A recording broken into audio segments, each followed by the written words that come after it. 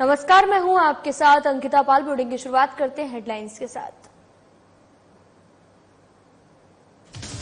रायपुर में सीएम विष्णुदेव साय उड़ीसा के लिए हुए रवाना। सीएम ने 11 की 11 सीटों पर जीतने का किया दावा। कांग्रेस पर जमकर साधा निशाना। छत्तीसगढ़ लोकसभा निर्वाचन 2024 समाप्त। उप मुख्यमंत्री विजय शर्मा ने दिया बयान। पूर्व सीएम भूपेश बघेल के दौरे पर कसा तंज। अंबिकापुर में वोटिंग को लेकर दिखा लोगों में उत्साह। कई दिग्गज नेताओं ने किया मतदान। लोगों से मताधिकार का प्रयोग करने की अपील। झाबुआ में मतदाता जागरूकता के लिए एयर बलून का उद्घाटन। जिले में 5 स्थानों पर लगाया जाएगा बलून। मतदान करने के लिए कर्तव्य को याद दिलाया गया बलून। मध्य प्रदेश पहुंचे फिल्म श्रीलंका के डेलीगेशन। मतदान केंद्रों पर डेलीगेशन का किया गया स्वागत। सांची विधानसभा क्षेत्र अंतर्गत देखी मतदान प्रक्रिया। रुक करते हैं खबरों की तरफ। रायपुर में सीएम विष्णुदेव साय उड़ीसा के लिए रवाना हुए। वहीं सीएम ने छत्तीसगढ़ के तीनों चरण में मतदान की स्थिति को लेकर कहा कि लोकतंत्र के महापर्व का समापन हो गया है और अच्छा मतदान हुआ तो पूरे प्रदेश का भी दौरा किया और साथ ही 11 की 11 सीट हम जीत रहे हैं। विष्णुदेव साय ने प्रियंका गांधी के महंगाई और बेरोजगारी वाले सवाल पर कहा कि इन लोगों के पास कोई मुद्दा नहीं है, घूम घूम कर वहीं आ जाते हैं। लोकसभा में जनता को इन पर भरोसा नहीं था, इनकी हालात जो है वो भी खराब है। वहीं कांग्रेस की तरफ से भी ईवीएम पर सवाल उठाने को लेकर कहा कि जब ये लोग चुनाव हारने लगते हैं तो इस तरीके की बातें करने लगते हैं।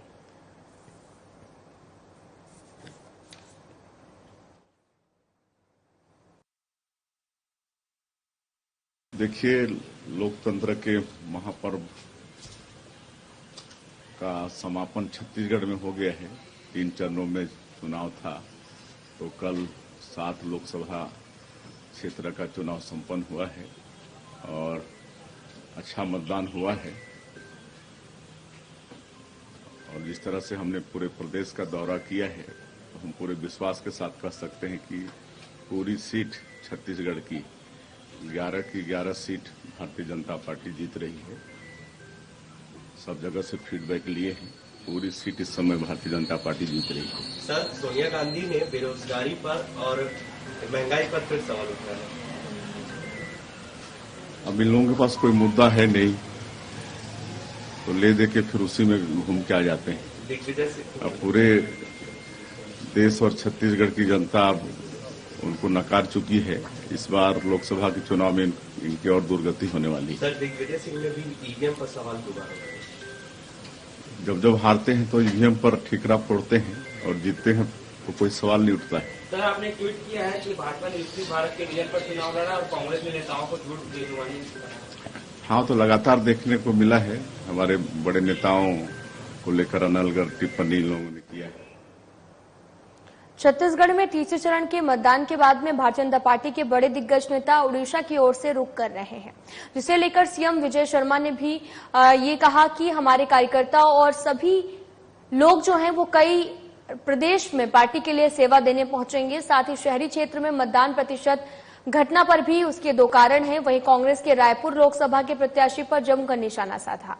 साथ ही पूर्व सीएम भूपेश बघेल के दौरे पर भी तंज कसा है। शहरी क्षेत्रों में विधानसभा में अभी आपको कम मतदान ऐसा दिखा होगा, परंतु इसके 2 कारण हो सकते हैं। पहला तो जो प्रथम मुझे ये समझ में आता है कि अभी हमारे मतदाता सूची के मदर रोल को फिर से बनाने की आवश्यकता है। मूल मतदाता सूची जिसको कहते हैं उसको फिर से बनाने की आवश्यकता है, क्योंकि शहरी क्षेत्रों में बहुत सारे लोगों का आना, उसका मतदाता सूची में नाम जुड़ना और उनका वापस जाना हो जाता है। मतदाता सूची से नाम नहीं कटा होता है, इसलिए वो कुल मिलाकर मतदान कम दिखता है, ऐसा मैंने देखा है। और दूसरा मसला ये है कि गांव में तो उत्सव के जैसा होता है, जो चुनाव है, मतदान है, उत्सव के जैसा होता है। सब लोग मिलकर इस काम को करते हैं। तो ये दोनों ही बातें हैं। शहर में भी और अधिक मतदान होना चाहिए, परंतु जो कुछ छत्तीसगढ़ में हुआ है वह आशा के अनुरूप हुआ है। मोदी जी को वोट देने के लिए माताओं बहनों ने आगे आकर के मतदान किया है और छत्तीसगढ़ में 11 की 11 सीटें निसंदेह अब भाजपा जीतेगी, ये मैं बिल्कुल कह सकता हूँ। वोटिंग प्रतिशत भी बढ़ा है तीनों चरणों में वोटिंग प्रतिशत पिछली बार से बढ़ा हुआ है। वोटिंग प्रतिशत प्रथम चरण में भी अच्छा वोटिंग प्रतिशत रहा, द्वितीय चरण में भी रहा है। 70% से ऊपर तो पूरा एवरेज छत्तीसगढ़ का मतदान है, जो कि देश के अनेक स्थानों से अधिक है। पिछली बार भी यूपी में काबा ये चला था और भूपेश बघेल जी गए थे तो यूपी में 2 बार हुआ था। तो इस बार भी अगर वो यूपी जा रहे हैं तो ऐसा ही कुछ भाजपा के लिए शगुन होने वाला है। और मैं सोचता हूं कि उनकी छवि के साथ जब वो जा रहे हैं तो शायद देखिए क्या होता है, परंतु जनता में तो कुछ नकारात्मक प्रभाव इस विषय का होगा। ये जो सबसे बड़ी 50 का लक्ष्य लेके चले तो कल भी मतलब लगभग 300 सीटों में मतदान की स्थिति है, क्या देख पा रहे हैं, क्या रिपोर्ट मिल रहा है? 300 सीटों में मतदान के आधार पर बहुत बड़ी संख्या भाजपा में, पूरा आकलन तो मैं नहीं कह सकता, लेकिन बड़ी संख्या भाजपा के तरफ से होने वाली है। दूसरे चरण के मतदान के बाद लगभग 100 सीटें भाजपा की बन रही थी, इसका आकलन हुआ था। कल पार्टी कार्यालय में सर्वे भी किया गया था और आज शाम तक शायद कुछ और निर्णय आएगा इसमें। अच्छी संख्या के साथ भाजपा का एनडीए जो है वो 400 पार। तभी भाजपा के कार्यकर्ता विभिन्न प्रदेशों में पार्टी की सेवा के लिए, अन्य पार्टी के अन्य कार्यकर्ताओं के सहयोग के लिए हम लोग सब जाएंगे। आने वाले 1-2 दिनों में सबकी योजना निर्धारित हो जाएगी। नहीं, आरोप लगा देना एक अलग बात है। भाजपा की तो 3 बार की सरकार थी, फिर इनकी सरकार आई थी, तब नहीं लगाया कोई आरोप। अभी 3 महीने में भाजपा की सरकार आने हैं तो आरोप लगाना शुरू कर दिया। तो अब लगाते भैया कि हमारे पक्ष में मतदान करा दिया इसलिए हमारी सरकार बन गई करके। जो तटस्थता है प्रशासन की, उसको बने रहने दें। रायपुर में तीसरे चरण के मतदान के बाद में अब माहौल भी चुनावी गलियारों में ठंडा नजर आ रहा, जहां कांग्रेस के रायपुर लोकसभा सीट के प्रत्याशी विकास उपाध्याय ने भारतीय जनता पार्टी पर जमकर निशाना साधा। इसके साथ साथ विश्वसनीयता पर भी सवाल उठाए और इसके बाद शहरी क्षेत्र में काम हुए और मतदान को लेकर अपना अनुमान भी जाहिर किया। साथ ही अन्य मुद्दे जो कि कांग्रेस पार्टी लगातार उठाने वाली है उसे भी लेकर चर्चा की है। जिनका जनसंपर्क, और मैं समझता हूं लोगों तक पहुंचना एक बड़ा लक्ष्य था, एक बड़ा टारगेट था। उसको हम सब कांग्रेस के कार्यकर्ताओं के साथ वरिष्ठ नेताओं के मार्गदर्शन में इस चुनाव को हम लोगों ने लड़ा है। चुनौती थी, उस चुनौती को साहस करके पूरा ताकत लगाकर खेत में गए, खलियान में गए, मनरेगा के मजदूरों के पास सवेरे 5:30-6 बजे गए, ट्रेन का सफर किया, लोकल ट्रेन की स्थितियां क्या है उसको देखने का काम किया। ट्रैक्टर में गए, बैलागाड़ी में गए, साइकिल में गए, किसी के ब्यारा में सोए, किसी के आंगन में सोए, कोई सामाजिक भवन में रात गुजारी, किसी के घर में खाना बना के खाना खाया भी और खिलाया भी। मैं समझता हूँ एक अच्छा अनुभव रहा और ये चुनाव पूरे देश में लोकतंत्र को बचाने का, संविधान को बचाने का चुनाव था। कांग्रेस पार्टी ने 10 गारंटी और 25 न्याय के साथ इस चुनाव को लड़ा है। मैं समझता हूँ जनता 10 सालों में कहीं ना कहीं परेशान है। ये सरकार की योजनाओं से जनता को लाभ मिलता है, सरकारी संस्थाओं से जनता को लाभ मिलता है, लेकिन इन 10 सालों में कोई सरकारी संस्था केंद्र सरकार की और कोई सरकारी योजना ऐसी नहीं रही जिससे जनता को लाभ मिले। भाषण से भारतीय जनता पार्टी के नेताओं ने इन 10 सालों को खराब कर दिया। मैं समझता हूँ भाषण से राशन मिलता नहीं, इसलिए अच्छा उत्साह देखने को मिला। महिला बहनों की संख्या मतदान में ज्यादा थी, तो मैं समझता हूँ कांग्रेस की गारंटी पर लोगों ने विश्वास किया है और 4 तारीख को परिणाम कांग्रेस के पक्ष में आएगा। ये लेकिन देखा ये जा रहा है कि जो मतदान हुआ है वो शहरी क्षेत्रों में कम हुआ है। रायपुर की लोकसभा की बात करें तो ग्रामीण क्षेत्रों में ज्यादा हुआ है। दूसरे लोकसभा क्षेत्रों की तुलना में भी रायपुर में कम मतदान। देखिए, मैं समझता हूँ कि कल सवेरे तो वेदर अच्छा था, दोपहर में बहुत गर्मी हो चुकी थी। लोग मतदान को जरूरी नहीं समझते, लेकिन मतदान होना चाहिए, क्योंकि 5 साल में एक बार आपके मत के प्रयोग से एक सरकार ऐसी बनती है जो योजनाओं को लाभ दिलाती है, जो संतुलन करके सरकार को चलाती है, ना किसी जाति को देख के, ना किसी धर्म को देख के, ना किसी व्यक्ति विशेष को देख के। सबके लिए सरकार सामान्य रूप से एक प्रक्रिया के तहत सरकार को चलना होता है। मैं समझता हूँ केंद्र सरकार का चुनाव था, 10 साल भारतीय जनता पार्टी की सरकार थी। केंद्र सरकार की योजनाओं के कारण भी, केंद्र सरकार में सिर्फ भाषण देने का काम किया हो सकता है, उसके कारण भी लोगों ने मतदान नहीं किया। मुख्यमंत्री ये कह रहे हैं कि कांग्रेस पार्टी की हालत खराब है और लोकसभा में भी जनता ने जो है कांग्रेस पार्टी पर भरोसा नहीं किया। देखिए, मुख्यमंत्री साहब सीधे आदमी है, वो बेचारे इस चीज को समझ नहीं पाए। भारतीय जनता पार्टी के मुखिया, देश के प्रधानमंत्री, अभी तो प्रधानमंत्री हैं, किस भाषा शैली, किस भाषण का प्रयोग उन्होंने किया, किस स्पीच को वो लोगों के बीच में भेजना चाहते थे। अंत में ऐसा क्या हो गया, फर्स्ट फेज में तो नहीं हुआ। फर्स्ट फेज के चुनाव के बाद ये सेकेंड और थर्ड फेज के चुनाव में ऐसी क्या स्थितियां डेवलप हुई कि नरेंद्र मोदी जी को अलग अलग गलत तरीके के जातिवाद के, धर्म के भाषण देने पड़ गए। मतलब ये समझ लीजिए भारतीय जनता पार्टी की खीज है। भारतीय जनता पार्टी को इस बात का एहसास हो गया कि उनकी स्थिति खराब हो चुकी है। 400 का नारा लगाते थे बीच में, 400 का नारा भी गायब हो गया। भारतीय जनता पार्टी बहुत ओवर कॉन्फिडेंस में है। मैं समझता हूँ साय जी को तो भारतीय जनता पार्टी के नेताओं ने घेर के रखा है। साय जी वस्तु स्थिति को उन्होंने पहचाना नहीं। सरकार की एजेंसियों ने जो बात उनके सामने रखी है उस बात को वो कह रहे हैं, लेकिन जनता देखिए इस बार का मतदान मैं समझता हूँ छत्तीसगढ़ की 11 सीट में भारतीय जनता पार्टी से ज्यादा कांग्रेस के उम्मीदवार जीतेंगे। ये दक्षिण और पश्चिम में काफी प्रयास किया गया था, उसके बाद भी अधिकारियों ने भी काफी प्रयास किया था, उसके बाद भी पोलिंग कम हुई। देखिए जिन लोगों ने प्रयास किया था उन लोगों ने पैसों की नदियां बहा दी, अलग अलग तरीके से प्रपंच करने का प्रयास किया। लेकिन मैं समझता हूँ जनता, शहर की जनता जागरूक है। पैसे के लालच में, नींबू पानी शरबत के लालच में जिस प्रकार से जिला कलेक्टर की संदिग्ध पूरी स्थिति रही, किस प्रकार से उद्योगपतियों को डरा धमकाकर, व्यापारियों को डरा धमकाकर, प्राइवेट अस्पताल के मैनेजमेंट को डरा धमकाकर, सरकारी प्राइवेट स्कूल के मैनेजमेंट को डरा धमकाकर नींबू शरबत बांटिए, छाछ बांटिए, सबको बांटने का अधिकार है। लेकिन पोलिंग स्टेशन से 200 मीटर दूर उनके टेंट होना चाहिए।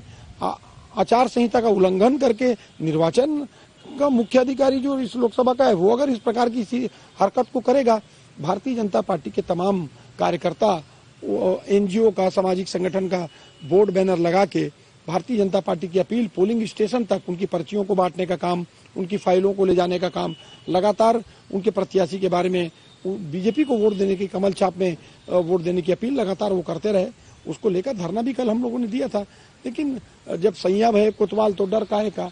कलेक्टर उनका, निर्वाचन आयोग उनका, सभी चीज उनकी, उनके झंडे बैनर सरकारी खंभों में लगे रहे, प्रचार सामग्री सरकारी व्यवस्थाओं में लगी रही, उसको कोई हटाने वाला नहीं। और कोई दूसरा राजनीतिक दल अगर उसको लगा दिया तो तत्काल उसके ऊपर मिनटों में कार्रवाई होती थी। मुख्यमंत्री विष्णुदेव साय ने एक ट्वीट किया है, ट्वीट में इस बात का जिक्र किया है कि भाजपा चुनाव अभियान विकसित भारत के विजन को लेकर था।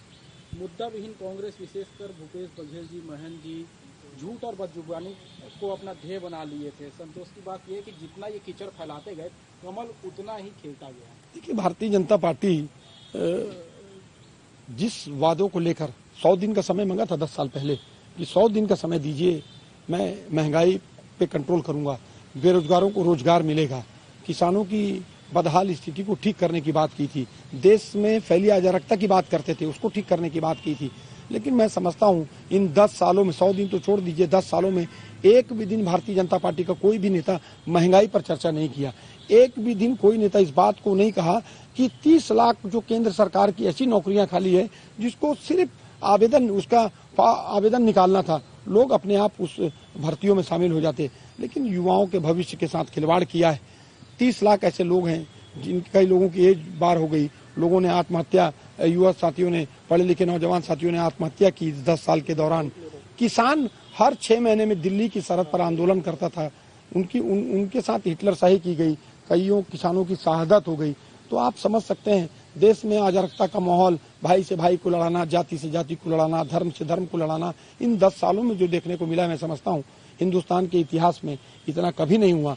भारतीय जनता पार्टी छत्तीसगढ़ प्रदेश के नेता और प्रदेश के मुख्यमंत्री सीधे आदमी है और वो इसको समझ नहीं पाए। आज जिस प्रकार का सिनेरियो बना हुआ है देश के अंदर में, फर्स्ट फेज के चुनाव ने वो उसका परसेप्शन बता दिया कि भारतीय जनता पार्टी और केंद्र सरकार के साथ जनता नहीं है। ये लगातार यहाँ छत्तीसगढ़ में फोकस के बाद अब बीजेपी के लीडर जो हैं वो उड़ीसा दौरे पर रहेंगे, कांग्रेस के लोग भी जा रहे हैं, मुख्यमंत्री भी दौरे पर। देखिए बिल्कुल ये तो पार्टी लाइन की बात है। एक साथी अगर कोई चुनाव लड़ रहा है, उसके अगर चुनाव खत्म हो गए तो दूसरी जगह एक क्राइटेरिया में ड्यूटी लगती है। हमारे यहाँ भी पूर्व मुख्यमंत्री भूपेश बघेल जी हैं, प्रदेश कांग्रेस कमेटी के अध्यक्ष हैं, तमाम बहुत सारे नेता हैं जिनकी अलग अलग लोकसभा में ड्यूटी लगी है, जो 4th फेज और 5th, 6th, 7th फेज के जो चुनाव होंगे सब जगह सबकी ड्यूटी लगी, सब अपनी जिम्मेदारी निभाने में।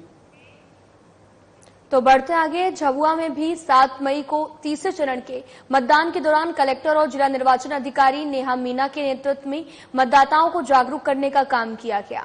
इस दौरान कलेक्टर ने सीएम राइज स्कूल झाबुआ में मतदान जागरूकता के लिए बलून लॉन्चिंग की है। आपको बताते चलें कि बलून लॉन्चिंग के संबंध में कलेक्टर और जिला निर्वाचन अधिकारी नेहा मीना ने बताया कि हीलियम गैस के इन बलून को जिले में 5 स्थानों पर लगाया जाएगा, जो दूर से दृष्टि पड़ने पर प्रत्येक व्यक्ति को मतदान करने के अपने कर्तव्यों को याद दिलाएगा। जिला प्रशासन का उद्देश्य यही है कि प्रत्येक मतदाता अपने संवैधानिक अधिकार का उपयोग कर अपने कर्तव्य के रूप में अवश्य करे।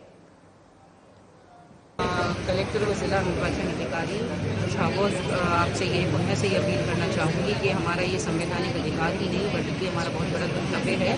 13 तारीख यानी कि 13 मई 2024 को आप सब अपने अपने मतदान केंद्र पर अवश्य जाएं। स्वयं भी जिम्मेदार बने, खुद की और अपने परिवार के साथ साथ आपके आस पड़ोस, आपके फलिए, अपने वार्ड सबकी जिम्मेदारी लें और इस जो हमारा लोकतंत्र का जो त्यौहार है इसमें अपनी भागीदारी आवश्यक तौर से। छत्तीसगढ़ के सरगुजा लोकसभा में तीसरे चरण के मतदान में आम मतदाताओं के साथ खास लोगों ने भी अपने मताधिकार का उपयोग किया। इस दौरान वोटिंग को लेकर लोगों में खासा उत्साह देखने को मिला। इस दौरान कैबिनेट मंत्री लक्ष्मी राजवाड़े और कांग्रेस प्रत्याशी शशि सिंह और दिग्गज नेता पूर्व उप मुख्यमंत्री टीएस सिंहदेव ने मतदान किया। सरगुजा लोकसभा से कांग्रेस प्रत्याशी शशि सिंह ने भी शिवपुर सिंह स्थित जो मतदान केंद्र है वहां पर मतदान किया। शशि सिंह ने लोगों से भी ज्यादा से ज्यादा वोट डालने की अपील की है।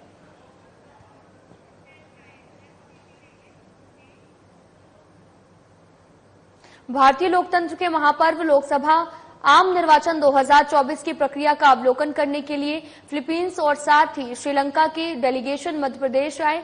इस दौरान उन्होंने विदिशा संसदीय क्षेत्र अंतर्गत रायसेन जिले के सांची विधानसभा क्षेत्र अंतर्गत मतदान केंद्र 18 और 19 का भ्रमण कर मतदान प्रक्रिया का अवलोकन किया। डेलीगेशन के सदस्यों का मतदान केंद्रों पर तिलक लगाकर स्वागत किया गया और साथ ही भ्रमण के दौरान एसडीएम पीसी शाक्य और सांची जनपद सीईओ बंधु सूर्यवंशी सहित अन्य अधिकारी भी उपस्थित रहे।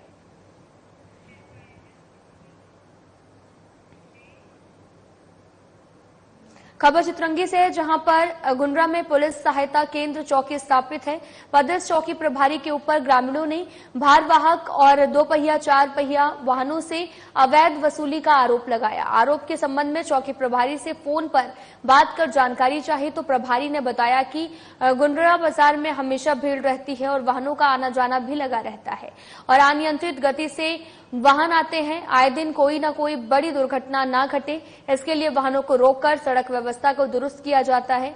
और रही बात वसूली की, तो किसी भी तरह से कोई वसूली नहीं की जाती है।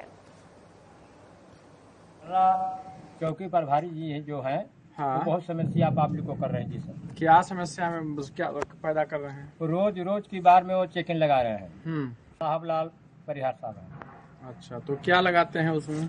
उसमें रोड पर खड़ा हो जाएंगे गाड़ी लेके, कोई व्यक्ति जाएगा तो रुकवा के चलो इधर आओ, चाबी दो, कहाँ जाओगे, पैसा दो 1500। आप क्यों परेशान हैं? परेशान इसलिए है सर कि हम लोग, हमारा भाई जो ट्रैक्टर लेकर गए थे घर के लिए, ईंटा लेने के लिए, 2 ट्रैक्टर किसी भाड़ा पे लेके, फिर वहाँ से लौटे तो बोले गाड़ी रुकवा लिए।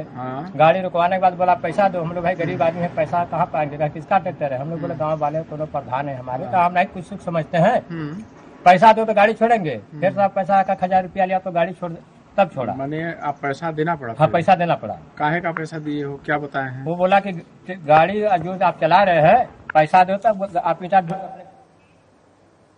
7 सीटों पर लोकसभा निर्वाचन के तीसरे चरण का मतदान संपन्न हो गया है। सभी प्रत्याशियों की किस्मत ईवीएम में कैद हो गई है, जिसका परिणाम 4 जून को सामने आएगा।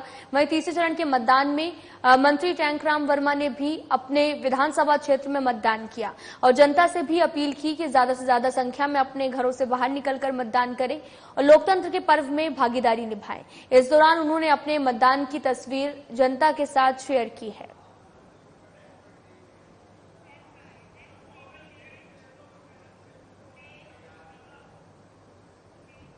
छत्तीसगढ़ के वित्त मंत्री ओपी चौधरी ने चुनावी पर्व में हिस्सा लिया और लोगों को मतदान का संदेश दिया। मंत्री ने अपने मताधिकार का प्रयोग कर कहा कि चुनाव का पर्व देश का गर्व है।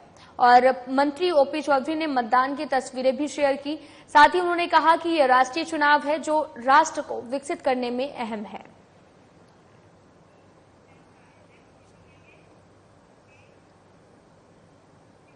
भारतीय जनता पार्टी की रायपुर लोकसभा सीट के प्रत्याशी और मंत्री ब्रज मोहन अग्रवाल ने भी अपने मताधिकार का प्रयोग किया। और आपको बताते चलें कि इस दौरान उन्होंने जनता से भी ज्यादा से ज्यादा संख्या में मतदान केंद्र में जाकर मताधिकार का प्रयोग करने की अपील की।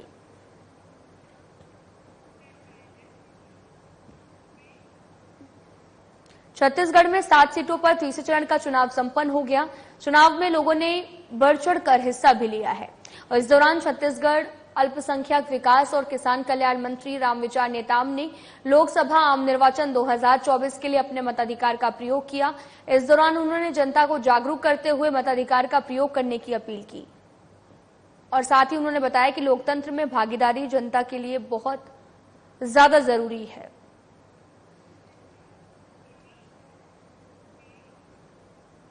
छत्तीसगढ़ में लोकसभा निर्वाचन 2024 संपन्न हो गया और तीसरे चरण के मतदान के बाद सभी प्रत्याशियों की किस्मत ईवीएम में कैद हो गई है। इस दौरान लोगों ने बढ़ चढ़कर मतदान किया और महिला और बाल विकास मंत्री लक्ष्मी राजवाड़े ने भी लोकसभा आम निर्वाचन 2024 के लिए अपने मताधिकार का प्रयोग किया। साथ ही जनता से बढ़ चढ़कर मताधिकार का प्रयोग करने की अपील की है।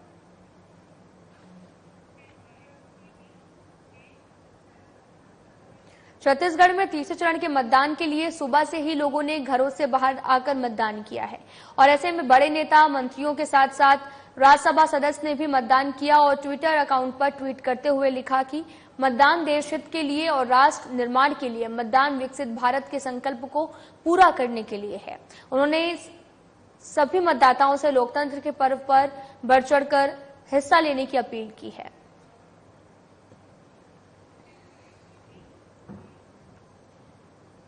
छत्तीसगढ़ भारतीय जनता पार्टी के पूर्व भारतीय जनता युवा मोर्चा प्रदेश अध्यक्ष और वर्तमान प्रदेश प्रवक्ता अमित साहू ने लोकसभा आम निर्वाचन 2024 के लिए अपने मताधिकार का प्रयोग किया है।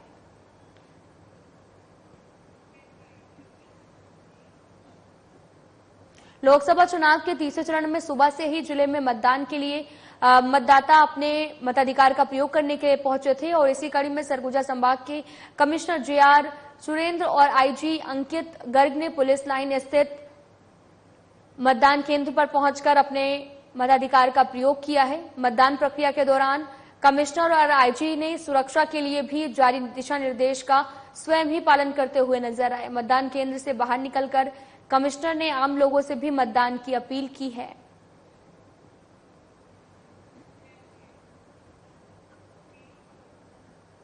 खरगोन जिले के सेगांव में कांग्रेस उम्मीदवार पोरलाल खारते से भी समर्थन में चुनावी जनसभा को संबोधित करने पहुंचे कांग्रेस नेता राहुल गांधी ने पीएम नरेंद्र मोदी पर जमकर हमला बोला। राहुल गांधी ने दावा किया कि देश में इंडिया गठबंधन की सरकार बनने जा रही, सरकार बनते ही देश में सभी किसानों का कर्जा माफ होगा, किसानों की फसल उचित मूल्य पर खरीदने का कानून बनेगा।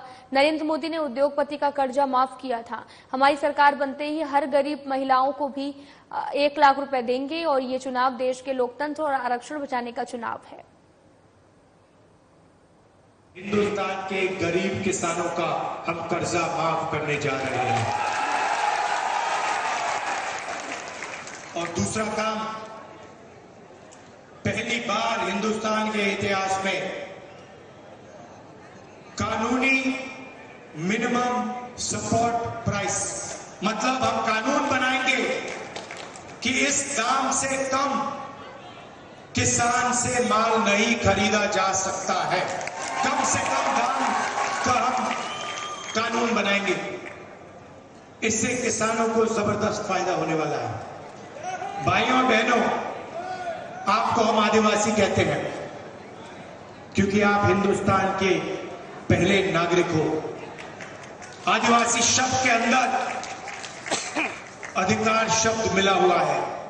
जब हम आपको आदिवासी कहते हैं तो हम ये नहीं कह रहे हैं कि आपको जमीन का, जल का, जंगल का अधिकार मिलना चाहिए। वो आपको आदिवासी नहीं कहते, वो आपको वनवासी कहते हैं। ये हर आदिवासी पर अपमान है। आप वनवासी नहीं हो, आप आदिवासी हो। वनवासी का मतलब वो लोग जो जंगल में रहते हैं। बीजेपी कहती है आप वनवासी हो और फिलहाल इस वीडियो में इतना ही। नमस्कार।